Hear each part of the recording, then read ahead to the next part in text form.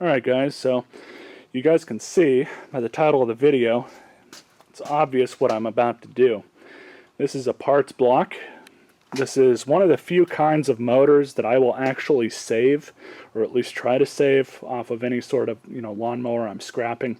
Namely because this motor and the Briggs Quantum motors are by far the most common lawnmower engines that I can find right now. So my issue with this, and why I'm going to be pulling this one apart, is because this one, the motor on it's fine, other than the fact that it has a bent crankshaft. Now it still has good compression, all the components on it are good. As far as I know, it doesn't burn any oil. Being that the crankshaft is bent, it's just going to vibrate and vibrate and vibrate until it eventually rattles itself apart. Under normal circumstances, this is not worth the work, because in order to fix that properly, you have to essentially replace the crankshaft. Now, the reason why I'm doing this is because many of you guys are very supportive of this channel and what I do on it, and those of you who comment and give me thumbs up and subscribe, it's greatly appreciated, and that's what makes me and motivates me to do projects like these, is the fact that I have quite a few of you who fall into that category. So those of you who comment and interact with me routinely, this video is being done because of you. So thank you for that, and you guys are going to get some good videos like this every now and again. The easier way to do it would be to swap over all the good parts off of this motor onto this one. But there's really not much fun in that. I mean, anybody can do it. I shouldn't say anybody, but most people who mess with this stuff can do that. So, I've already emptied all the oil out of this thing. I've got a repurposed cookie tray that I got out of the garbage. Yeah, I took the dipstick tube off, took the blade adapter off, which about 20 whacks with a mallet took that right off, and I was able to get it. So this thing's still good. We'll be using that on this one more than likely, because the one that's on that crank is actually screwed up. Basically what you have to do is take the flywheel nut off the cup, and I've got to pull the flywheel off, and then in order to get to the bottom sump here, all of these bolts have to come off, and then you basically just pound it off with a hammer. And you might have to take off this crank seal first in order to get to everything. Not really all that difficult to do. I like using an impact. Impacts always work the best.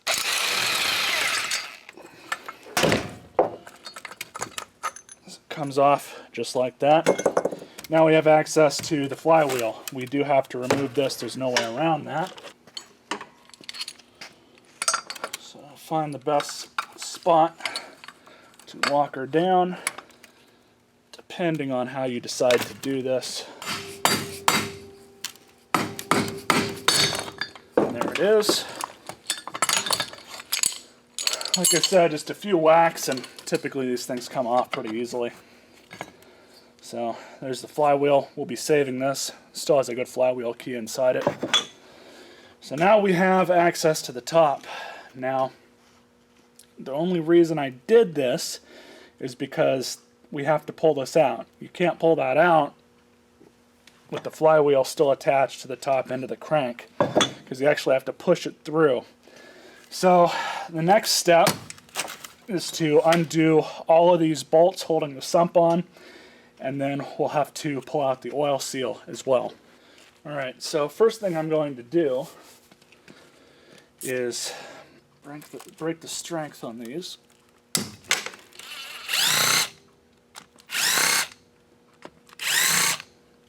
Simple enough. So that's been done. We'll see if this thing tries to cooperate with us or not. Honestly, I don't think it's going to, and I'm probably going to have to remove this seal. But we'll give it a couple whacks with a hammer and see what it does.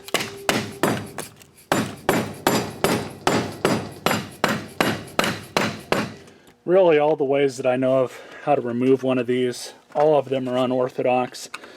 And in this particular instance, I drilled two pilot holes into the seal, enough so I can, kind of split it apart with it still in there.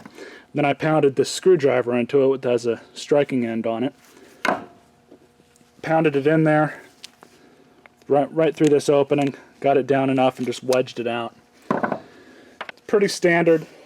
You're going to need a sump gasket, you're going to need a new crank seal, and let's see, in this instance if you broke the sump, so the next step, remove the keeper there at the bottom of the connecting rod.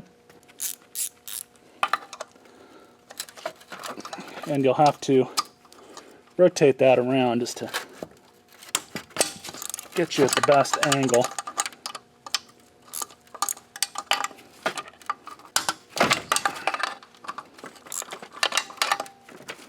Alright, so now that the torque has been broken, alright, connecting rod cap.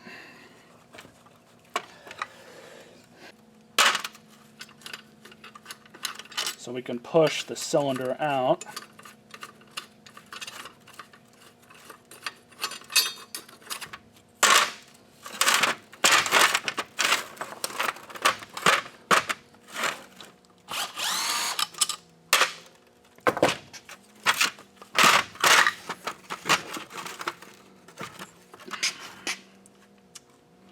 All off.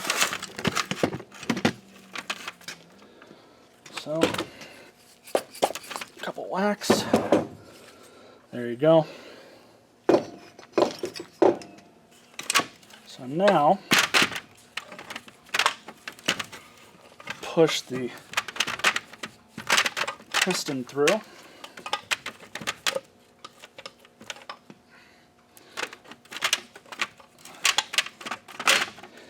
And there's our crankshaft. It's in good condition, all things considered. So we'll set this aside. I'm going to clean this up. And there's our piston and connecting rod, both of which are in pretty good condition, surprisingly. And there you have it. So this piston actually looks like it's in pretty good condition. A little bit of wear on the skirt. Nothing really major. I got to clean this off too just to make sure it's good. But as far as the block is concerned, that's really all we need off of this thing. I'm probably going to take the, well, I'm probably just going to keep this thing, make it easy on myself instead of breaking it down any further. These bolts, these are really only one-time use. You can throw those away. I'm not supposed to reuse those again. This bracket is still good, it looks like, so we'll set that aside. Camshaft, pretty good condition. Not seeing anything out of the ordinary here. Same with the governor. The governor looks okay. Moves out and in as it's supposed to. So, not going to throw that away. We'll keep that for now. So back onto the shelf with the block. I'll meet you guys on the other side. And just to show you guys that it is in fact straight, here you go. No, it's not a machinist's way of measuring straightness, but it's good enough for the home gamer.